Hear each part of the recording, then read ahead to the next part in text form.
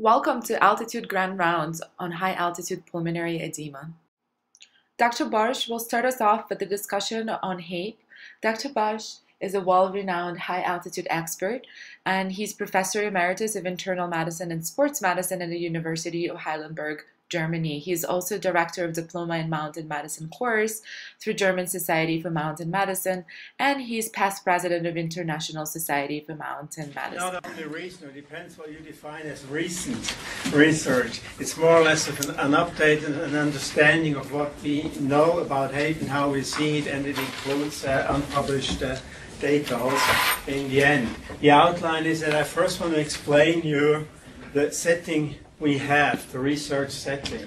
And then I will talk about the role of pulmonary arterial pressure. I will talk about then the role of inflammation, then the association or the relationship between hypoxic pulmonary vasoconstriction and susceptibility to HAPE, and in the end a short overview over genetics, what's out there published.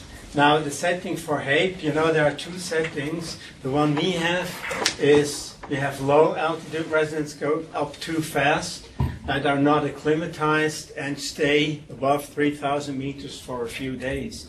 Of course, you in Colorado have this setting too, but you also have the other one where residents of high altitude go to low altitude and have reascent HAPE. I'm talking about the first setting of the low altitude residents that go to altitude, and I want to introduce you briefly into the research setting we have. We stand here on the Matterhorn and look to the Monte Rosa mountain. This is the highest peak of Switzerland, Dufour Spitze, and back here is the Punta Nifetti.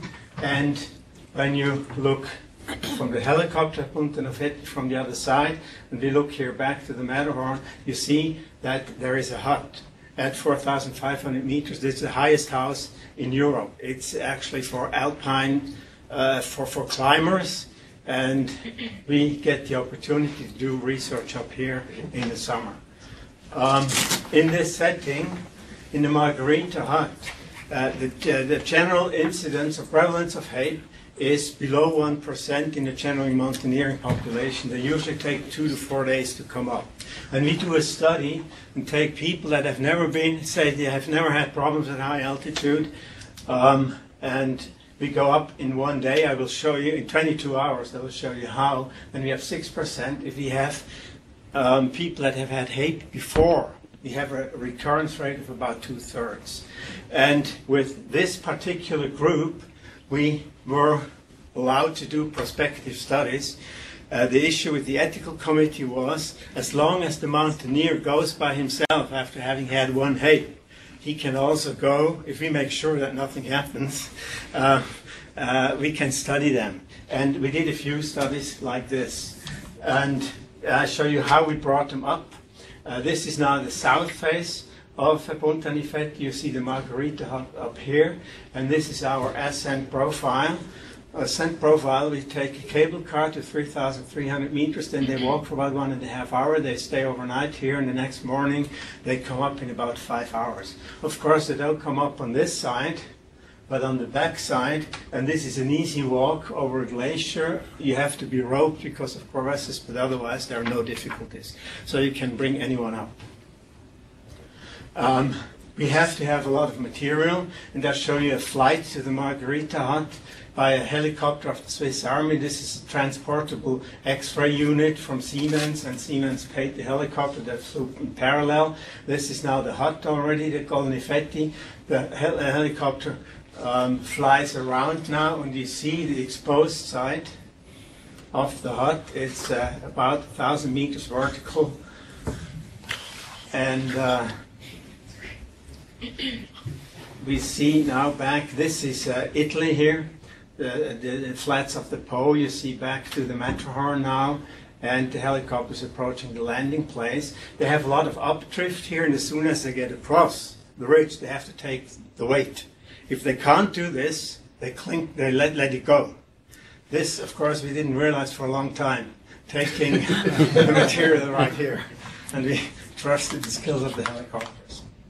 Pilots. Okay. Very fragile equipment will even be flown right in front, directly in front of the hut, and you need very experienced helicopter pilots to do this. This allows us to do X-rays, to have blood gas analysis, and to have endpoints of HAPE for a diagnosis. Now, the first point I would like to show you is that HAPE is a pressure-induced pulmonary edema. You see here by Doppler echocardiography that was also flown to the Margarita hut, pulmonary artery pressure at low altitude, first, second, and third day at high altitude. Blue are control people. Red are people that develop HAPE, 7 people. No one has HAPE on the first day, and they all have already an increased pulmonary artery pressure. And we hypothesized if this is the cause, we should be able to prevent HAPE by lowering the pressure. And in fact, we did. We did a placebo-controlled double-blind study giving nifedipine, slow release, 3 times 20 milligrams, and you see the pressure response here in the nifedipine group, clearly below 40 in the range where the controls were, and the endpoint was HAPE, and you see 1 in the nifedipine group and the expected 2/3 in the placebo group. Of course, that was in the late 80s. And nifedipine was the only drug really proven to lower pulmonary artery pressure. And nowadays you give another drug. And of course, that was done. A phosphodiesterase 5 inhibitor by Marco Macchiarini. And you see 2 times 10 milligrams tadalafil has the same effect of lowering pulmonary artery pressure and has the same effect clinically. So clearly, lowering pulmonary artery pressure can prevent HAPE. Question is, hypoxic vasoconstriction is actually in the arterioles. How do you get increased capillary pressure? Do you get it at all? And this is a study of Marco Macchiarini that said yes, there is. And what they did is they did pulmonary artery catheters in the Margarita hut, and they had a rapid transducer that could register rapid changes in pressure. And here they block the perfusion, and they see. They check, they measure how fast the pressure decays. And this is actually an original tracing from the hut. You see here diastolic, systolic pressure. Here you wedge, and you see how the pressure goes down. This is wedge pressure here. And now you can calculate back. This is single occlusion technique on the pressure that, and calculate the pressure that was at the time of occlusion. And on the next slide, I'm going to show you these 3 pressures. I'm going to show systolic, the occlusion pressure, and diastolic pressure, these 3, in 3 groups. The red are controls, white are people with a history of HAPE who did not develop HAPE during this exposure, and blue are those with a HAPE in the history that developed HAPE. And you clearly see what we already knew. You have the highest pressures in those who get pulmonary edema. You also have normal wedge pressures. It has been known for a long time that it's not left heart failure. And the new thing is here is now the calculated capillary pressure. And if everyone that developed HAPE, it was above 19 millimeters of mercury. And this is in animal experiments the cutoff for edema formation. So this clearly shows that increased pulmonary artery pressure in HAPE susceptibles leads to an increased capillary pressure. Discuss about this a little bit later again. Of course, everyone was convinced. Many of the researchers nowadays in hypoxic research are still convinced hypoxia causes inflammation. So, of course, it was clear, is it only pressure, or do we have increased permeability due to an inflammatory response?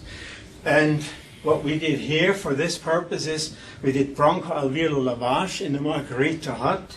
This is Marco Macchiarini, this is Eric Swenson. He did the lavages. He was already trained in lavaging at Mount McKinley at Peter Hackett's place. And we were very lucky in this study. We had, when we did the lavage on the 2nd morning after the first overnight stay, we had 3 people that already had HAPE. And this is one of them, and that's where we lavaged. And that's what you saw here. You saw a reddish fluid in all 3 that had HAPE. And we had no granulocytes no detectable IL-1, IL-60, NFL alpha, unchanged values compared to baseline controls of other inflammatory mediators and vascular and vasoconstrictors. So, more interesting even, there was not only erythrocytes in there, there was a lot of albumin. And the albumin concentration increased with increasing pressure. So we concluded from these data that HAPE is a pressure-induced, non-inflammatory edema. There were other data out, which I would like to discuss now, on the role of inflammation in HAPE. And of course, these data contrasted with data that were obtained here. This is the medical camp of Peter Hackett on Mount Denali, and I think Brownishini did lavages here, and he found increased leukocytes, thromboxane was increased, leukotriene proteins were increased. Interestingly, there were no red cells. And but till someone was at the tent, he had, at the medical camp, he had pulmonary edema for quite a while. And we did, in a very early stage, do the lavage. And when we look around what is published about inflammation, then the Japanese people have identical data, more or less identical data published as you found on on Denali. But again, these are people that were hospitalized with HAPE. So it took a while till they were in hospital. Then here in Colorado, there was a paper of Kaminsky who showed that people that report with HAPE to practitioners have increased the leukotriene E4 in urine. There is also another association here in Colorado. It was reported that there is a connection between HAPE in children and inflammatory and inflammation, particularly respiratory inflammation, in the days before. And there is even an animal model by Carpenter, I think he's one that's going to happen, that showed that if you induce inflammation in an animal model, then you can induce HAPE. And even after you don't find inflammation anymore, I think, in the animal.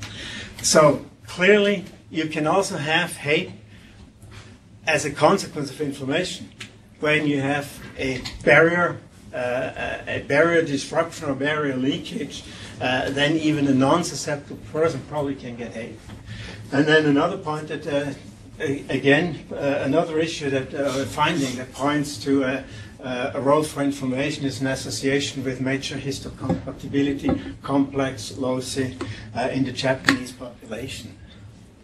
But when you do all these or many examinations prospectively, as we did in the 90s, transcapillary escape rate is normal preceding HAPE and in very early HAPE.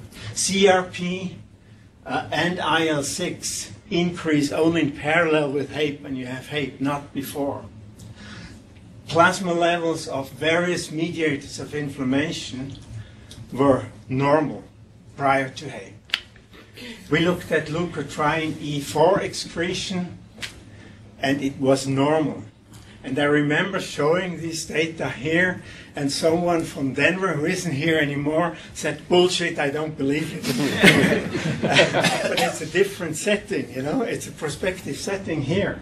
And then we also, one group, Cheryl measured the exhaled NO, that wasn't increased. And I think one of the major points also is when you have inflammation, you usually have activation of coagulation. And we have nice prospective data, I can show them here, that show in early HAPE, thrombin, antithrombin 3 complexes, fibrinopeptide A as markers of thrombin, of fibrin and thrombin formation are normal. They increase with HAPE. So, last point, many people say dexamethasone helps prevent HAPE. So this is an indication that inflammation plays a role. I'm not so sure. You see here that Tadalafil trial, there was also a dexamethasone group. And you see in the dexamethasone group giving 2 times 50 milligrams prednisone. We have to keep that in mind. Prevents any HAPE in this study. But let's look at the pulmonary artery pressure. And this was surprising to us. It's really as low as with the phosphodiesterase 5 inhibitor. So this may well be the major action of prednisone. And the potential mechanism could be that you increase the bioavailability of NO. In fact, the people in the dexamethasone group had higher cyclic CMP. You attenuate sympathetic response. They had lower heart rate. We don't know about surfactant, but that could be another mechanism. We have no idea, really good idea about how important surfactant is for HAPE. There are no examinations. And of course, then you have anti-inflammatory response too. But I think this is one amongst many. And when you reduce the driving pressure, like dexamethasone does, I would suggest that this is probably the major mechanism. So the interim summary is, early HAPE is characterized by a non-selective leak of red cells and plasma proteins without detectable activation of inflammation or contact mediators or neutrophil recruitment. Inflammation may occur as a consequence of edema formation, and HAPE is primarily a hydrostatic pulmonary edema. And you all know that West coined the term capillary stress failure in this model of isolated perfused lung rabbits, where he showed that the transmural pressure goes above 32. You have ruptures of the epithelium, endothelium, and basement membrane. And the only proof in an animal model, in vivo model, was a mice model where he exposed mice acutely to 9,000 liters. We don't question stress failure, but what we don't question a little bit whether this mechanism here accounts for the leak you have in HAPE. Because blood coagulation is not activated, because you don't have, in the lavage study, we didn't see any backflow of Clara proteins or surfactant A or something. You would expect to find that in blood too. I think those are two major points, and it may well be that it's more a question of intracellular junctions, tight junctions. There are also models in the gut where you have fluid transportation, transcellular. So there are many mechanisms, and that's why we oppose to underlie really this model for HAPE, or question whether this is. And one interesting thing I found preparing a talk for India. In 1989-69, it was with Vanathan. He wrote 3 papers about HAPE, very good papers. And in the second, he reported animal models where he found a disruption of the alveolar capillary membrane, allowing blood constituents to pass through the alveolar line, and he exposed his rats to about 10,000 meters. So this has been found before. Now, HPV and susceptibility to HAPE. HPV was examined by the group of Peter Robbins very well, and what you see here, this is a catheter study. They looked at pulmonary artery pressure over 8 hours at the given level of hypoxia. You have to keep in mind that he has a very special setting and he can do isocapnic hypoxia. So I don't know whether we would see the same thing in hypocapnic hypoxia. But what you see here is during the first 2 hours, you have pulmonary artery pressure, wedge pressure, pulmonary vascular resistance. It increases during 2 hours and it stays the same over about 6 hours. So the next 6 hours, then they stop. So if you want to have a full HPV response, you should expose people to about 2 hours at least. It has been known for a long time that people that have had HAPE are characterized by an exaggerated HPV. Hultgreen was the first to show it. Then there were catheter studies from the Japanese. It was Wagner Eldridge who showed it. And what Gröning here in Heidelberg, he showed that you can also do this. Those were all catheter studies. You can do it non-invasively. If you have a good tricuspid regurgitation jet, which you usually have in hypoxia. And what you see here is the regurgitation velocity. These are different scales, and you calculate it by 4 times the square of the velocity and add the right the atrial pressure. And so you come here, this is in normoxia and 54 in hypoxia. And he showed when we expose HAPE susceptibles, that's the full lines, and the dashed lines are non-susceptible controls. You see, this is 14 millimeters mercury. There is almost a cutoff and no overlap of pulmonary artery pressure increase between susceptible and non-susceptible individuals. You also see that it probably increases in over about, we have here 90 minutes, over about 2 hours. So you can measure this non-invasively. What he also showed, and this is very interesting, first something else, what are the mechanisms behind HPV? And it's a two-phase response. The first is that you have a rapid increase, and this is innate to the muscle cells, and it has to do with decreased potassium channel transport and leading to depolarization and a rapid vasoconstriction. And over the next about 2 hours, you have a continuous increase. This is a Doppler study, Doppler echocardiography. And what I have listed here is the potential. We have no idea. This is what I list here is how HPV in HAPE susceptibles is affected, which parts can contribute. And we have no data to this early response, whether this is increased or not. We have data for the second phase. We know that we have a decreased NO bioavailability. There are lavage studies, there are inhalation experiments, there is exhalation. There are a lot of data. We have increased endothelin, and we have increased oxygen radicals, which again, of course, decrease the bioavailability of NO. So it has been shown that this is all contributes to the exaggerated response in HAPE susceptible individuals. We also know that we have neurohumoral dependent alpha-1 adrenergic receptor response. We have increased catecholamines. A very critical remark, of course, is when you look at these data that look at higher endothelin levels and higher sympathetic activity, we actually measured it, or Shell measured it with microneurography. They are always more hypoxic. And the question is whether it's really an innate, exaggerated response or just a reflection of the lower hypoxia. I can tell you that. We have also additional factors.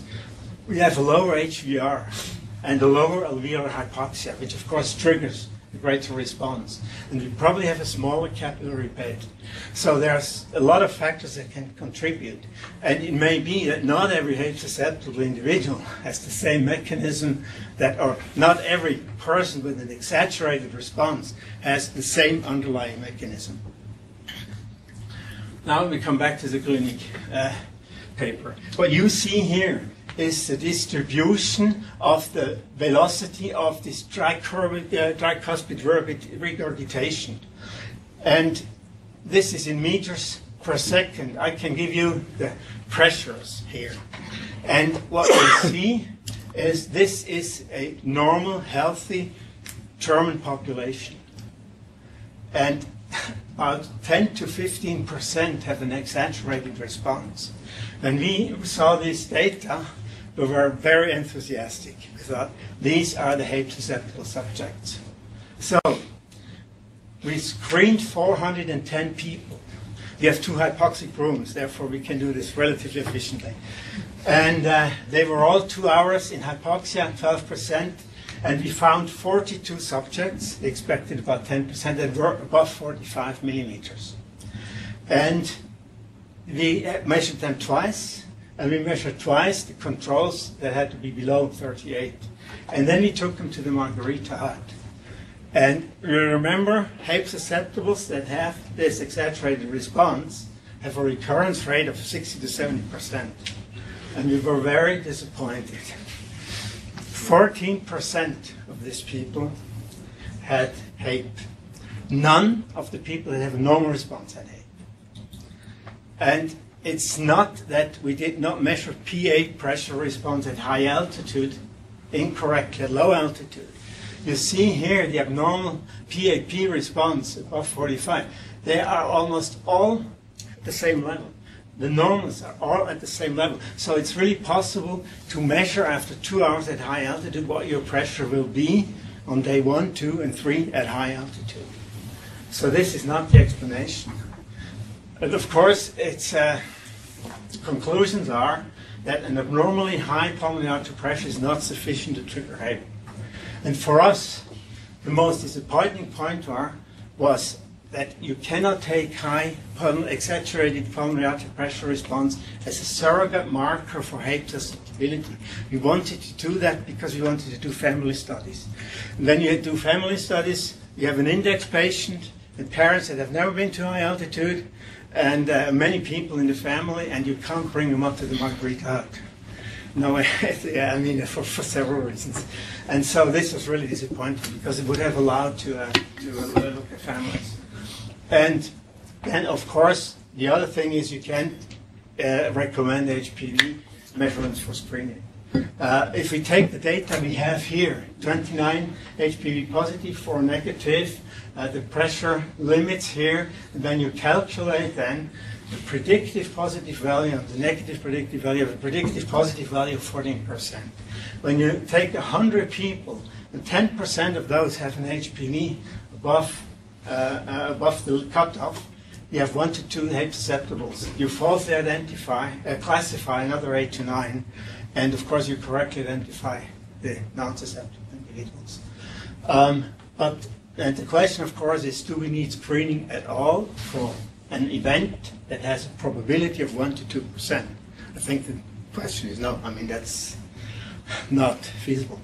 We, however, use, in a clinical situation, PA measurements, because we also have a retrospective analysis that was published a few years ago, and we have HAPE susceptibles, and we have here 18 controls that were equally exposed, and we gave them also 12% oxygen for 2 hours. We took the cutoff here at 41, and then you have a sensitivity and a specificity that are fairly high.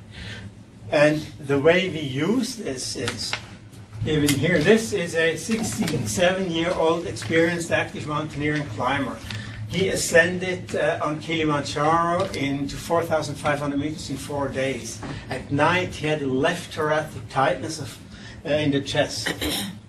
It was not radiating anywhere. It improved when he sat up or when he walked. He had no dyspnea, no symptoms of acute mountain sickness.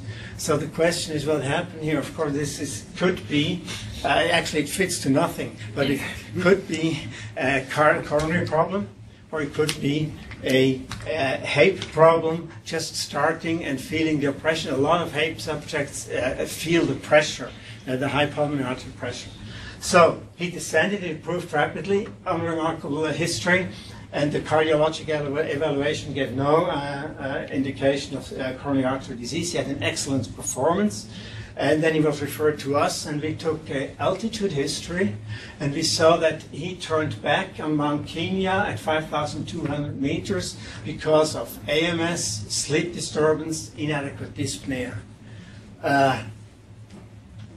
Then he was 10 times in the Alps ascending above 4,000 meters rapidly, and in 50% of these incidences, he turned around because of dyspnea and acute mountain sickness. He never went to a doctor, we never had an x-ray. So we measured his pulmonary artery pressure in hypoxia after 2 hours, and he had 55. And when you have these excellent envelopes, it's a rather accurate measurement most likely. And you can say 77% chance that he really had pulmonary edema, and I think the history is classic here. What he had on Kilimanjaro, I don't know, but I would consider him HAPE susceptible. Okay. Additional factors. We said pulmonary artery pressure is not sufficient by itself. I mean, one could be the degree of inhomogeneity of vasoconstriction, and the other impaired fluid currents from the alveoli. I will discuss these two. I mentioned two more, which are purely speculative. And I don't want to go into it. you all know, and you probably know the Hultgreen model, where we hyperperfuse the lung by occluding 4/5 of the circulation, and then you measure pressure, so the capillary pressure with high flow went up. And one of the hypotheses is that this happens in HAPE susceptibles, that vasoconstriction is inhomogeneous where it's big. It protects the alveoli from over flooding, and here where you have the high flow, you have the edema. And the X-ray appearance and the CT appearance fit with such a concept morphologically. We have shown by MRI that vasoconstriction in HAPE susceptibles is inhomogeneous, more inhomogeneous than it controls. Sue Hopkins has similar data. I can't tell you, we don't have data on this group with increased pressure and no edema, whether they have a more homogeneous vasoconstriction. But that could be one reason. The other is fluid clearance from the alveoli. We have epithelial sodium channels on the alveolar side and the sodium-potassium pump, and they pump sodium across from the alveoli back to the interstitium and to the blood, and chloride and water follow passively. Now, there is a hypothesis that this transport may be impaired, and particularly it is impaired in hypoxia in everyone. If someone has a defect before, this may be exaggerated in hypoxia. Now that this transport could be of clinical significance, there are several studies that suggest this. One is that in animal models, stimulation of the ENaC increases resorption from edema in the alveoli. ENaC knockout mice die after birth with the lung full of water. And when you have mice with a partial deficiency, they develop greater lung edema and hypoxia. So this points to clinical significance. Also, when you measure transepithelial potential in HAPE susceptibles, you can't measure it in the alveoli. And it's agreed or accepted that the nasal epithelial potential is a surrogate marker and behaves similar to the alveoli. And this is, in 2 studies, this potential decreased, which would point to a decreased sodium transport in HAPE susceptibles, and would suggest that there is a partial ENaC deficiency. Now, there is a study of Cheryl who said if this is important, then we should be able to stimulate this transport, and you can stimulate this with beta receptor agonists. And this is a study published in the New England Journal. He showed that when he gives 2 times 120 milligrams, 2 times 5 puffs salmeterol, which is a high dose, and some people got that tachycardia, then you decrease the incidence of HAPE to about 33%. Unfortunately, you can't take this as a proof for the importance of ENaC, because it also, beta stimulation also lowers pulmonary artery pressure, increases ventilation, and it has a lot of effects. So unfortunately, until we have a selective activator of this transport, we cannot really answer the question. But it could, and that was our speculation now, could be, it could be that the people who had high pulmonary artery pressure and no HAPE have this no defect, have a normal sodium transport in the alveoli. So we measured nasal epithelial potential in hypoxia in HAPE people, in controls, and in those with no HAPE and high pressure in the study. And you see the values are actually in the HAPEs. This is a total, and this is a millirate sensitive. This is actually the ENaC contribution to the potential. And you see it's significantly lower with the control group. And this group here is closer to the control group, but it's not statistically significant. The problem is we calculated a power of 18 per group, and we don't have more than 14 in this group. So we would have to screen enough, we could quite more. So it leaves open, but the data point to the possibility that there could be ENaC, that it could be part of the difference between those who develop pulmonary edema and those not with a high pulmonary arterial pressure response. Very briefly, genetics. I'm not a geneticist. I just watch it a little bit from the outside. And one can say that there are small effects, many pathways involved, and it's a multiple gene polymorphism, multiple gene polymorphisms that contribute. But when you look at the studies, they have considerable limitations. All these association studies are small. They don't have a sufficient power. Usually they don't adjust for multiple testing.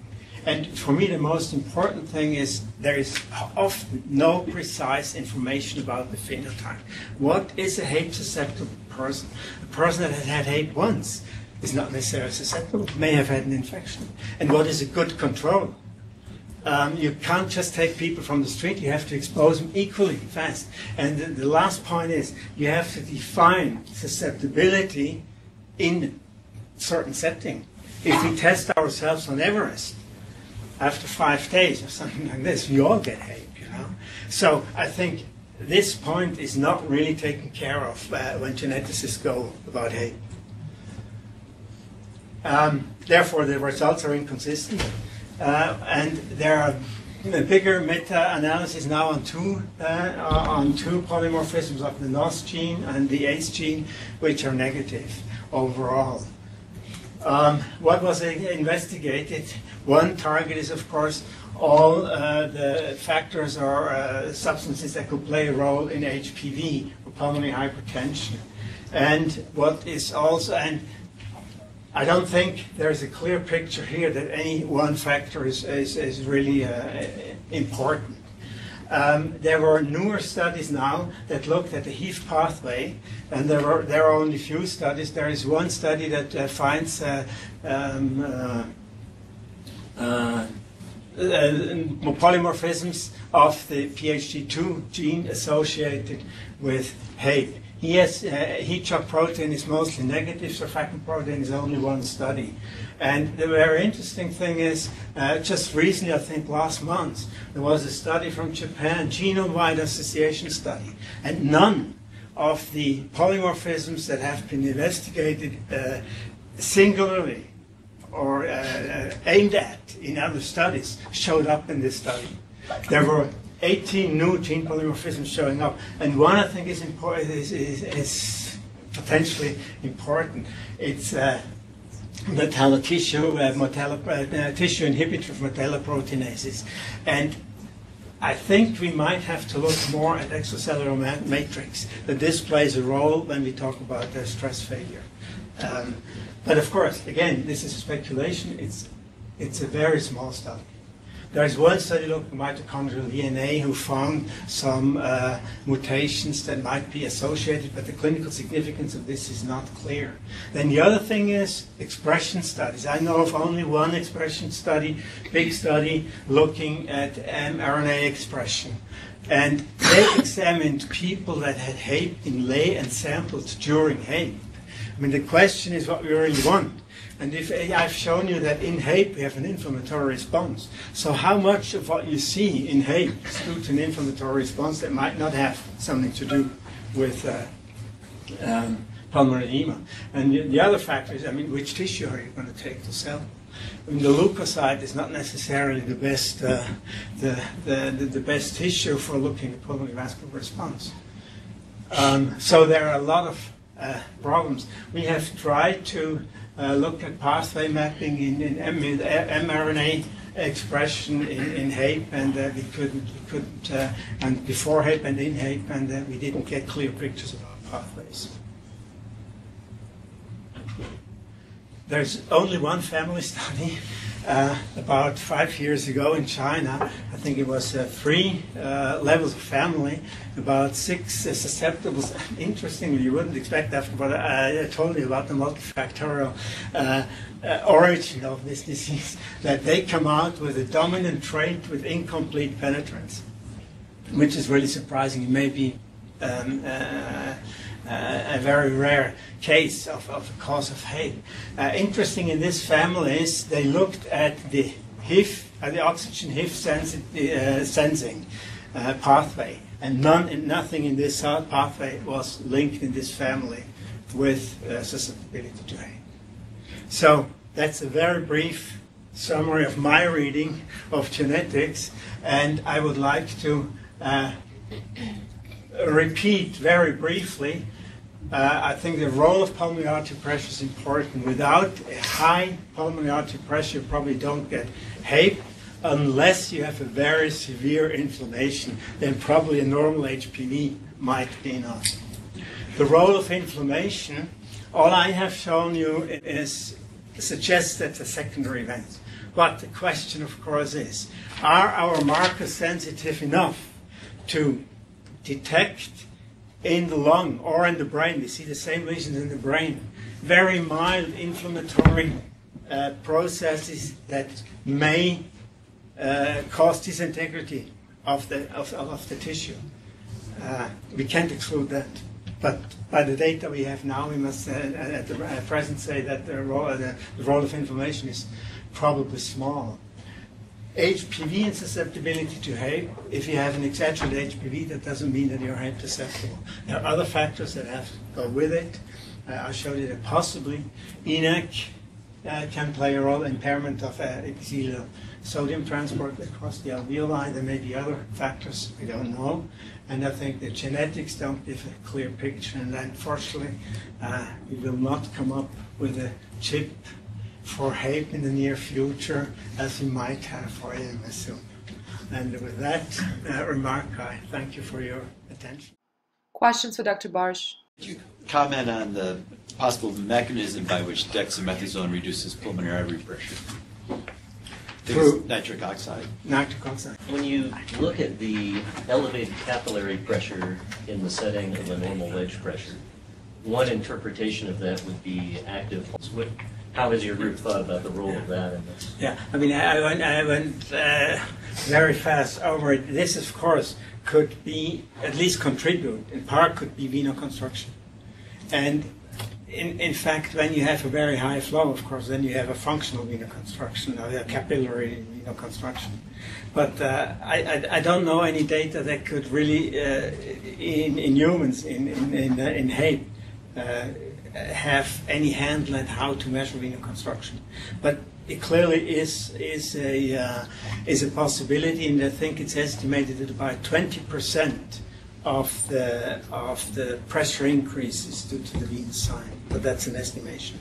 So you sort of touched on a couple of points, HIF1 alpha, but didn't get much more into it than that, which would be the sort of the immediate cause of vasoconstriction in the pulmonary vascular bed, as sort of the opposite effect as opposed to the peripheral vascular bed. Interesting data in the pulmonary hypertension literature suggesting that iron plays a role in HIF1 alpha sequestration. And then have you looked at all at the possibility of iron being playing a role in your subgroups of patients that develop pulmonary hypertension to develop, that they go on to develop HAPE or HAPE susceptible? There is a manuscript about to be submitted. We looked at iron because there is, of course, the data of Peter Robbins together with Fabiola, where they injected iron and could lower pulmonary artery pressure. So we looked at the serum iron and the whole iron metabolism in HAPE susceptibles and controls. And interestingly, they don't have, there is no indication of an iron deficiency in these people. And if I'm correct, iron goes even up on the first day in high altitude. Is that right? Have you considered trying to give iron back as a way of preventing? Because in that Lancet paper, they had two scenarios. One where they sequestered iron and then gave it back, and then more of a chronic mountain sickness where they then removed iron in that scenario. And so as a way, again, of ubiquitating or removing HIF1 alpha as a potential acute vasoconstrictor anyway, it might be, this is something we're starting to do or starting to develop in the pulmonary hypertension world, is just trying to administer iron even if we don't demonstrate iron deficiency, to show that we can potentially mitigate hypoxic vasoconstriction anyway. Okay. No, we haven't thought about this, but we will now. The other thing I would mention is we have a brand new agent that's probably going to be approved for pulmonary hypertension, Riosequat, which is a cyclic GMP agonist, as opposed to the PDE5 inhibitors require NO for their potentiation. This one would not. So patients that have a relative NO deficiency, which might be the cause of their elevated pulmonary hypertension, that might be an interesting agent to examine, because now you don't need NO if that's where their deficiency is, to actually see if you can even further prevent the development of HAPE. Probably be FDA approved. Well, actually, no, it is. As of last week, it's FDA approved. The point is, it is very difficult to do these studies, to find 20 susceptible people that are willing to go up. So we just can't test every new idea. And by the time we really have 20 again, someone is ready to do a study, we start to think of what's most important.